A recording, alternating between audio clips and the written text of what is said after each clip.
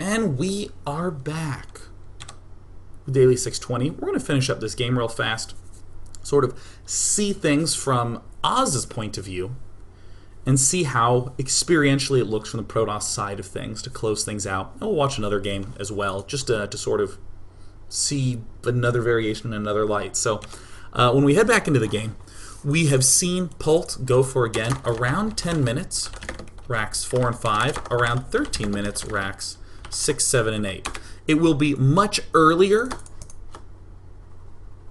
We see that we're at 11 minutes and we're getting racks 6, 7, and 8. It'll be much earlier if you are able to macro. I gotta stop using the word macro. I'm using it incorrectly. It's much easier to get these barracks up if you build command centers and a lot of SCVs a hell of a lot earlier. What people call the traditional macro build. If you do a more aggressive opening, then these will be later, but it's still as quickly as possible. Now, I actually want to come right back to the beginning of this game. Oz, who's an incredible player, we're going to breeze through his point of view rather swiftly. And we're going to take a look at how all of the thingies are going for Oz. So Oz does a usual gateway and assimilator play, not going for the second one because he wants to get his own expand up oh so quickly.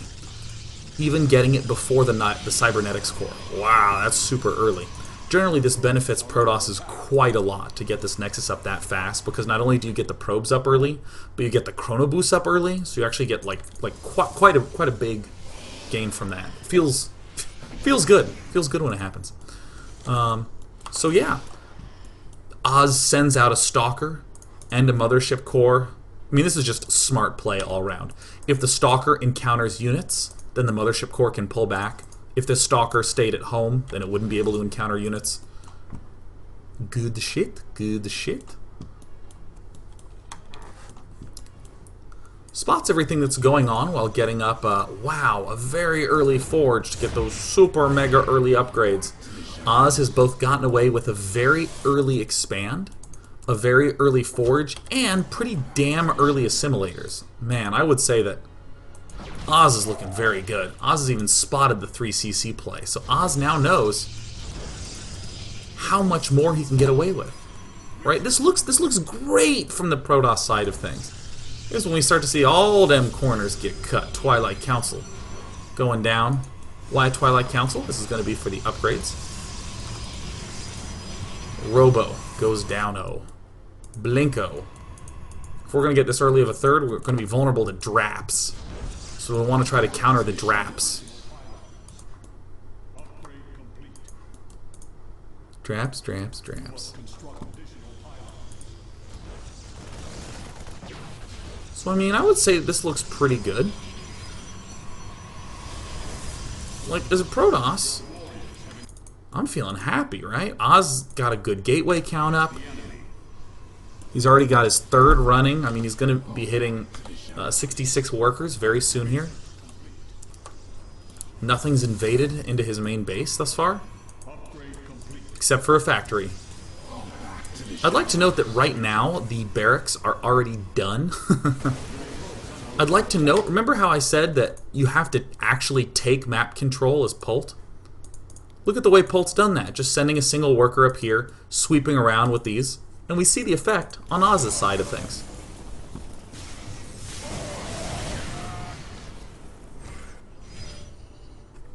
I think there's medivacs down here. Nope, I'm crazy. It's kind of funny because this is one thing that almost every Protoss player would be freaking terrified about, is those drops coming in. 3 Colossus are out on the field. Many warp gates going down. Second forge. Charge. Spottage. How many observers are there? Wow. 0 observers. Some nice scans to pick it off, but also just insane corner cutting from Polt. Or excuse me, insane corner cutting from Oz.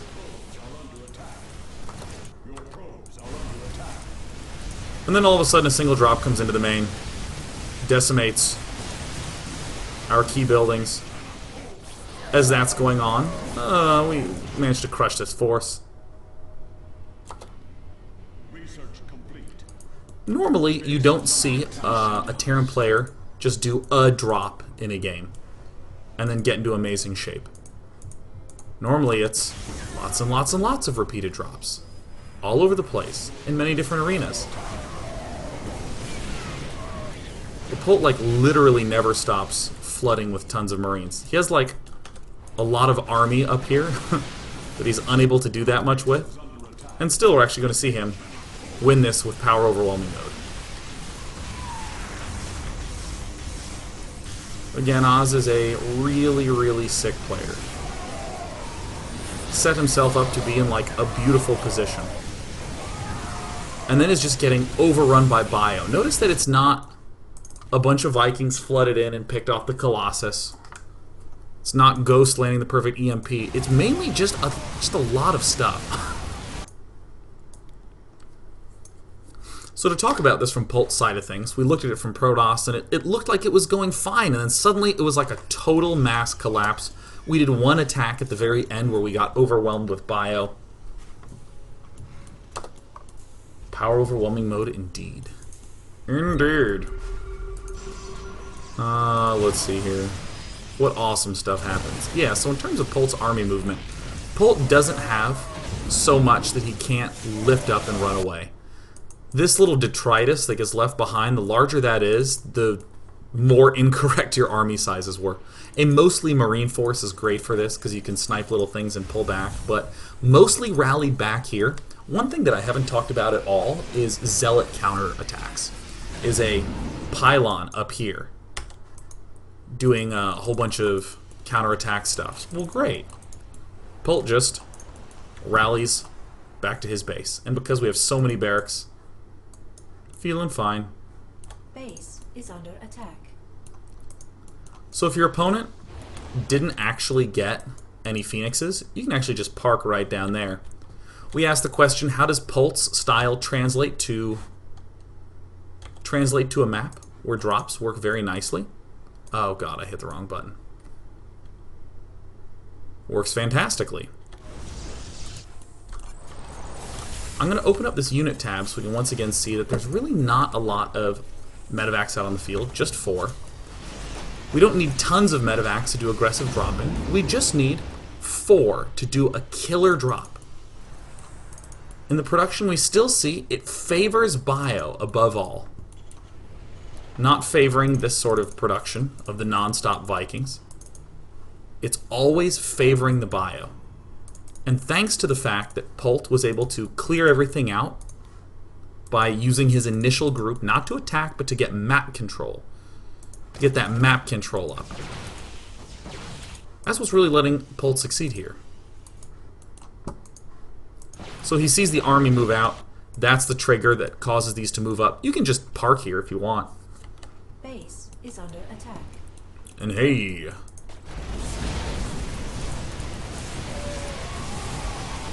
I'll sort of, at this moment, allude back to something I was saying earlier on in part 1. Drops is kind of too broad of a term. Yeah, medivacs are unloading stuff in the back, but there's aggressive harassment non-stop dropping. The way Alive plays Terran versus Zerg, or the way that Select plays Terran versus Protoss. Just a medevac unloading there, trying to stem, pick off a few things, loading up and running away, walking in, trying to, and then like 3 Marines get 3 shots off and load up, and then the medevac darts away. Like, that's the sort of harassment style drops that we see a lot of Terran players do. Polt, all his moves are attacks. This is not a drop. This is a medevac attack at the back of the base. This is designed to stay here for a while. And yeah, there's a small force moving here. Yeah, there's a Ghost Academy going down. There was no rush for Ghosts. Just flooding all this goody goodness. And Polt wins shortly thereafter. There's one more game I wanted to watch. Which one was it? Oh yeah, it was the Alicia game. Where is it? Oh, it's not even in this folder. Ah.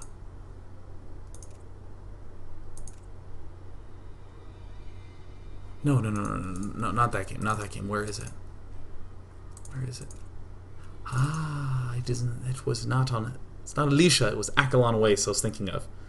That's why I was kind of confused. I was like, wait a minute. That's... No, it can't be. Here we go. Here we go. Oh, happy birthday, Zephy49. Wonderful to have you. As I try to find the replay. Now we're going to see Polt do something very familiar in this game. This is also taken from Polt vs. Oz from WCS. It's going to go for Command Center. Barracks, barracks. On this map, it's a little easier to defend the third. Drops are possible with this back door, but not as nice as Newkirk Precinct. Because here, if we see our medivacs there, it's really hard to retreat back home because we have to cut all the way up and then kind of around and then back like that. Retreating with medivacs on this map kind of stinkers. Hey, what do you know? What do you know, Joe? There's not a third command center. I wonder if Polt is going to be doing something similar looking. Ah, what do you know? There goes down the mothership core. It retreats. Stim pack. Getting factory out. Oh, there's that engineering bay. You know, I recall that around 10 minutes is generally when we see some of those barracks go down. I recall. IIRC. So again, 10 minutes and 13 minutes are two key numbers. However, that gets stretched or compressed if we're doing something more or less macro focused, or if we're distracted by something like this. But, you know, around 10 minutes to round out and to get those extra barracks down. So we're just past 10 minutes. We didn't go for the ultra early one. We got a little distracted by some stalkers, but there you go. They get thrown down. Okay, these two medivacs pop out. Wait, there's medivacs 3 and 4. Oh, he's just sort of holding off. Yeah, he's getting his upgrades up. He's up against Blink. Wow, that seems very unusual. What sort of answer should we have to it? Well, nothing but a direct attacking at the front. He could be dropping me. He could be going Colossus. Either way, it's never incorrect to just build 2 Vikings. And if you'll note, Polt has not really spotted too much else. He went all the way down here to get some map control. You'll actually see that there was a hook all the way up here with a unit to try to spot a pylon. The factory's coming up to join up with things. Polt hasn't built his extra barracks yet, but he kinda could.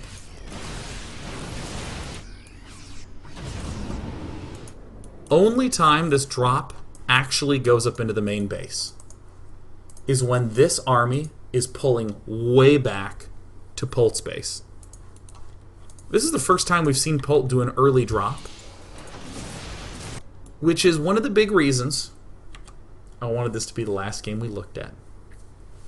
It's very easy to see a player drop, or to see a player attack at any point and to say, attacks are part of my build. It is my build to just attack blindly like a fool. And when it works, you say, yeah, that's my build. And when it fails, you say, that was a build order win by him. Don't be an idiot and use the term build order win. Don't be an idiot and use the term build order win. That's one of those fun words to throw out there that most people just use it when they walk straight into a terrible situation. Like, I would say that 99% of people use it in a terrible way. Flash can go command center first and hold off a 6 pool pretty easily. Don't use the word build order win. Just don't. What about build order lose? No! Don't you dare. I'm watching you, chat.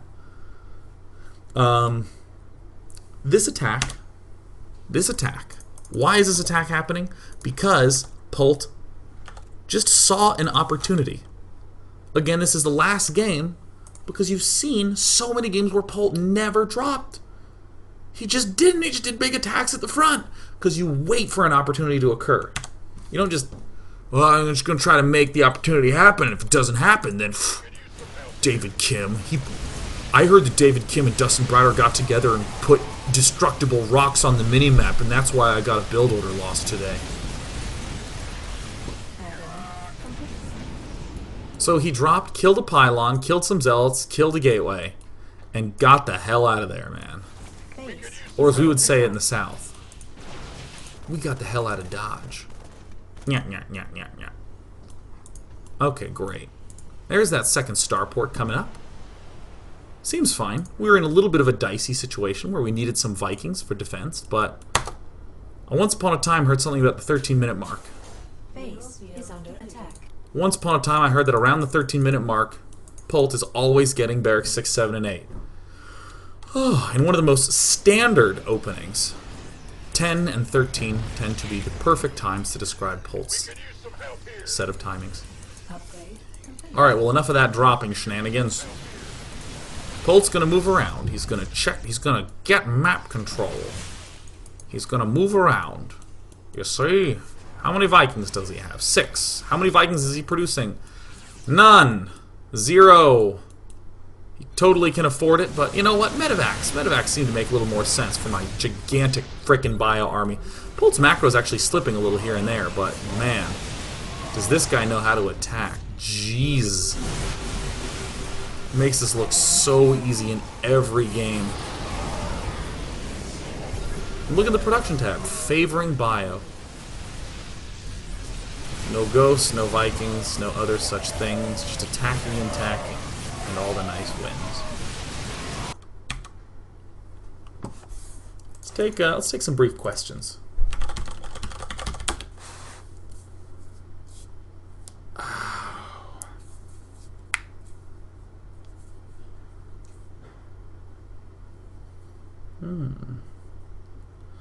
Juggernaut Jason, great question. Day 9, what's the best way to protect from early DT and Oracle harass using this build? Great question. So let's deal with them one at a time. So the first one, how do you deal with that there Oracle harass? Very simply, clean distribution of the mariners in the base. So this scout tells us that you can't really hit us with early oracles. You could probably hit us at maybe 6:30 at the absolute earliest, but probably closer to 7. So watch what Polt does. So for the oracle harass, just pulls it right back on up, the 6-minute mark. This might look like the mothership core triggered these to be back there, Complete. but Polt pulls these back almost every single game. Look at that. So early on, like maybe between 4 and 6 minutes, Marines can stay here to deal with the mothership core. But then once we have the supply depots up, we can spot for the mothership core. And we can just set our Marines nicely and neatly in the back. Also, these are great for spotting the Oracle. So it's a little subtle, but it's still very clear. These are spotters for the Oracle, and we just send these back before the Oracle can ever arrive. Now, I'm going to get some cracks out. That's good. That's good stuff. Generally, you'll see Polt right when this engineering bay completes. Just builds a turret right there at the front. And you know, if you're feeling really paranoid, you can do what Polt does and just save the orbital command energy until it's down. But I mean, the factory, we had our engineering base start a little after the factory, and right when it's done, just build the missile turret. I mean, I think that the Oracle defense is really cute and clever, but this is pretty straightforward. We just get it fast. So, Mulek's another fucking kick-ass question. How does Polt know where to move his army? For example, he had 2 medivacs worth of units at the top before doing that drop, but he didn't yet know the drop was a good idea until after he'd sent his units. Yeah, let's go ahead and look at that. So more often than not, just do the simple thing. Identify where the 3rd base is and walk towards that, but place your units in between the 2nd and 3rd if you can. Just do the cut in. I use that term every time to describe this. Whenever you want to, if you ever want to attack a location, like if you wanted to attack here, this is the wrong attack path to just go there. Never go there. Go to where he could reinforce where there is another threat, get in between, like right here, and then cut back up. This point, it's terrible to just send your units across and try to attack that. No. First, make a big cut up like this, and then pull back. Our SCVs are under attack. So, I just talked about cut-ins and didn't answer the question very clearly. We're just going to see Polt. He's going to move out. He's just going to move to the spot between the thirds. Generally, the third is where all Terran players will head. Look at this very roundabout path that had to be taken. These two troops being sent forward. One Marine darts right on up. And then all of a sudden, at this moment, these units who are probably going to head up here, move out, could pull back easily. These units could maybe also do a little push at the front. More frontal attacks than intending to do drops, but then all of a sudden this happens. This is why having the small medivac forces is really good. He's not loading up because Oz has blink and will just kill it. And that's why he takes this opportunity.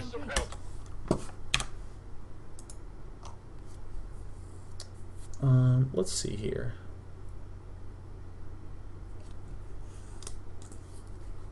So, Musty Rusty says, if Polt delays his upgrades, what effect does that have on his army and gas timings at his natural? Broadly, you can just chill on 3 gas, and then just get your 4th gas. I actually didn't look at his 5th and 6th gases at any point during this entire daily, so go back and rewatch that. But the big thing is that you can just delay the 4th gas a good bit.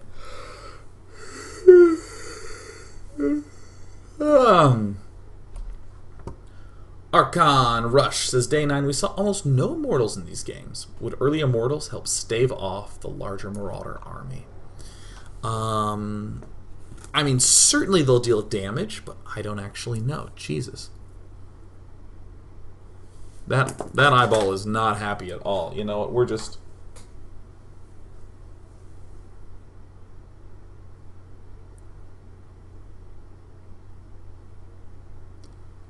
Yeah. God, it's so red.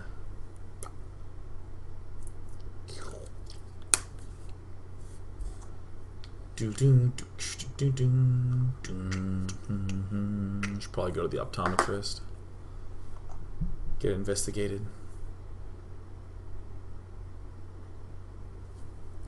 Let's do one thing. Oh yeah. Day 9, if Oz stormed in the last engagement, would he have held it off? I doubt it. I mean, you can just pull back. God, that contact is just drying me out.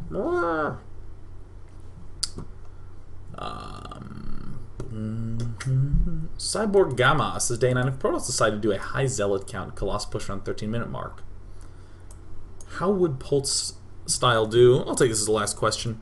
It would do pretty damn terribly. Counterintuitively, that's one of the worst answers to this style. Colossus don't function well at all in really low numbers. Versus this sort of mix. Colossi function well against like one Colossus is great against like a couple Marines and 2 medivacs. Like, that's where it's amazing. Amazing, amazing.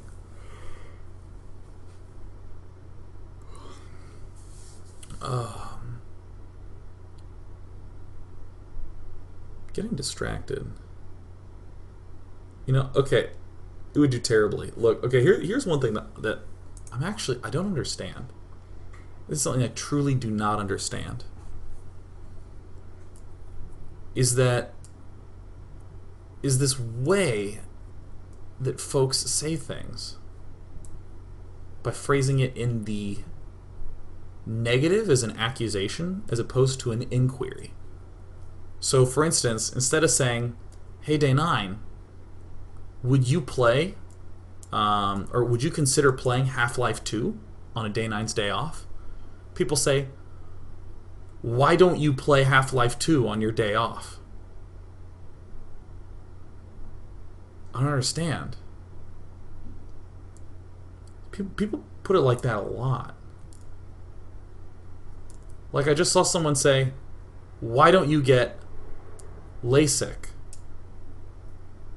And I've gotten LASIK on this eye. I haven't done it on this one, but I've got it on this one.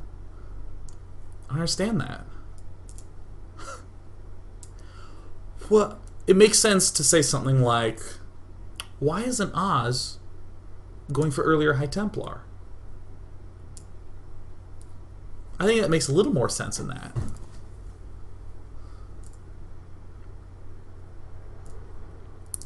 Has the eye surgery helped? Yeah. Well, you know, it's weird because it's like, I don't actually think that, like, it comes from a spot of trying to be rude. I don't think anyone's just like, hey, J9, why don't you do LASIK, asshole, and push me? You know, I think it's truly just like, you just wonder, why don't you get LASIK? But it's just, I don't understand how that is such a prevalent speech pattern. It's kind of, it cracks me up.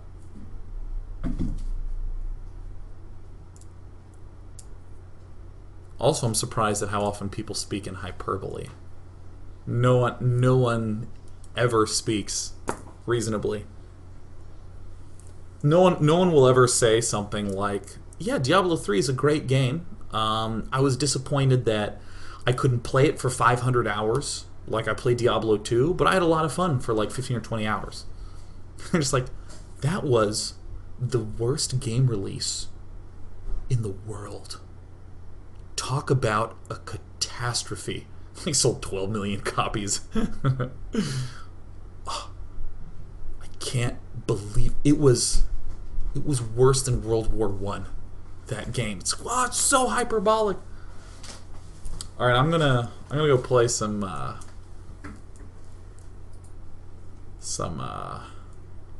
Hearthstone. I'm like really out of it. I'm tired. I've been trying to get up early.